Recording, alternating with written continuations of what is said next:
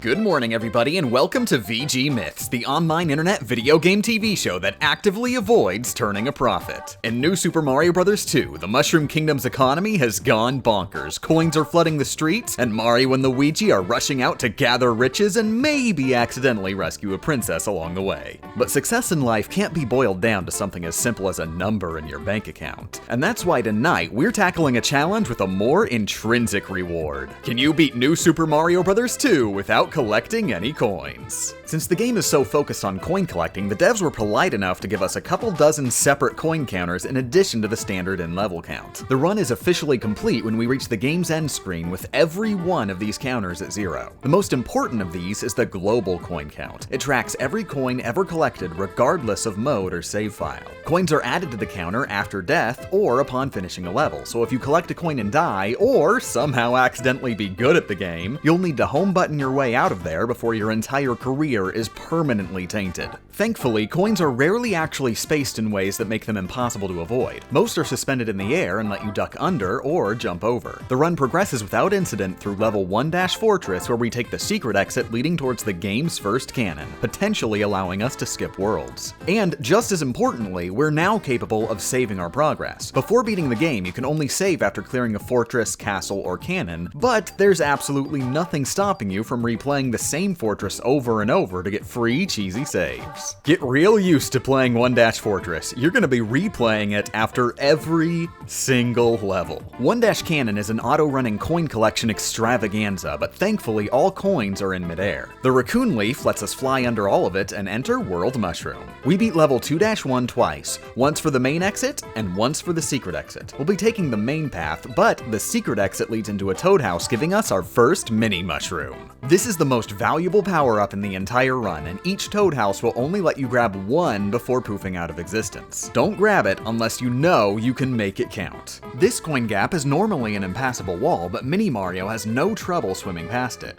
Likewise, the Ghost House has a hallway with an ultra-wide line of coins that just so happens to be exactly thin enough that Mini Mario can make a darned near pixel-perfect leap over. Thanks to the Mini Mushroom, we've made it to Mushroom-Cannon, but unfortunately, it's time to part ways and swap back to the Super Leaf. This is the first major roadblock level. Boomerang Bros underneath the coins prevent us from just walking under, and we don't quite have enough space to fly over everything without getting hit. It took over an hour to nail it, but after jumping over Boomerang Bro 1, stall yourself on the ledges before Boomerang Bro 2, popping up from underneath his second boomerang. Doing this sets the upcoming crows in position to keep you bouncing above the screen long enough to reach the exit towards World Flower. Flower-1's main exit is a breeze, but its secret exit takes some master coin dodging with most of your movement happening off-screen. Use the Raccoon Leaf and hold your breath to ride the question block long enough to shoot for the sky. It leads us to Flower-A, but unfortunately the path loops through this coin-littered tunnel with no room to dodge, making the only path forward inaccessible. The only other level available to us in World Flower is the Ghost House.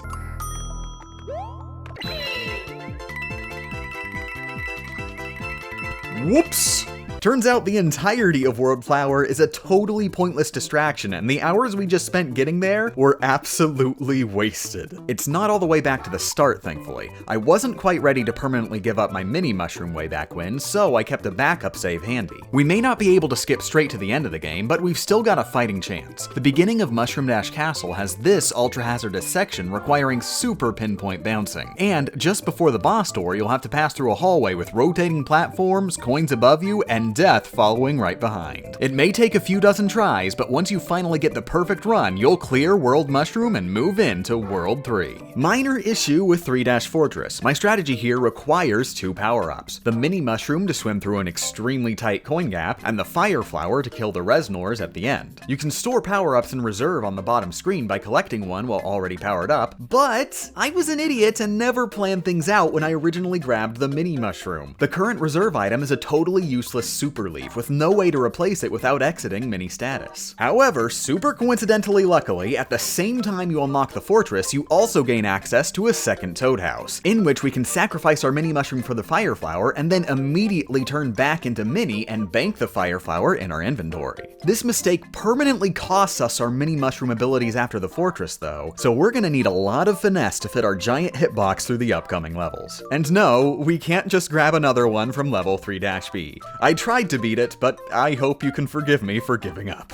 Thankfully, while he's no mini Mario, Small Mario's hitbox is still low enough to make it through the upcoming stages. It's a long and arduous journey, but we can get past everything the game throws at us up into World 4. There's a shortcut after the ghost house that takes us directly to the World 4 castle, but in order to head through, we need to beat 4-A, at the end of which is this vortex of economic doom. If I were good at video games, I might be able to squeeze through legit, but I'm not, so instead we're gonna have to cheese it. In a warp pipe halfway through the level is a rotating power-up block, one of its power-ups being a star. Grab the star and rush to the vortex and you'll have just enough time to kill off a couple of the previously invincible enemies. The gap will now be big enough for you to make it through the other side to arrive at and complete 4-Castle. Now that we're at World 5, I've got some real good news. We now have access to level 5-3. The beginning looks less than promising. Normally, you're supposed to get into this pipe and cannon launch into a ton of coins, but there's actually just enough space on the left to get Super Leaf Flight started by abusing the level boundary. From there, you can fly into the level proper, in which there exists a secret block with the ultimate prize, a mini mushroom.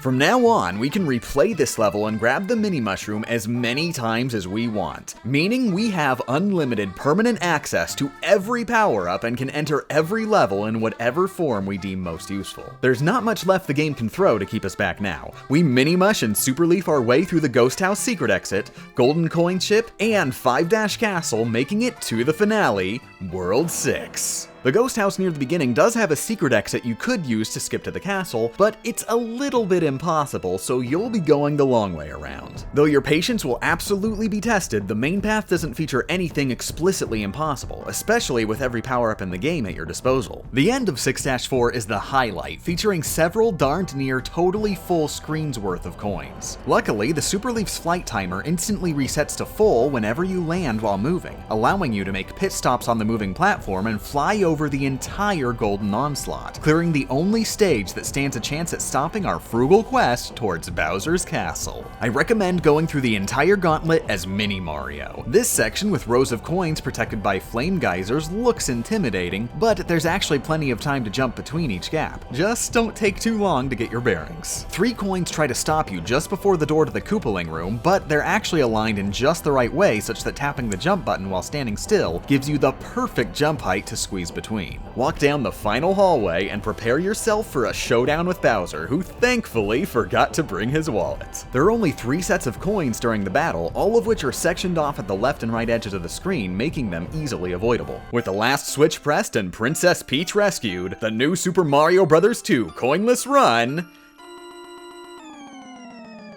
isn't over yet.